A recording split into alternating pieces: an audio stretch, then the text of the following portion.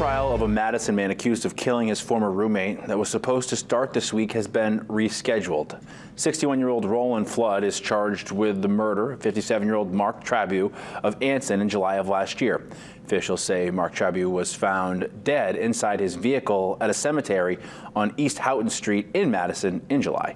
State police say Flood lived with Trabu in Anson shortly before the murder. According to the Attorney General's office, there's a hearing scheduled for tomorrow on pending pretrial motions.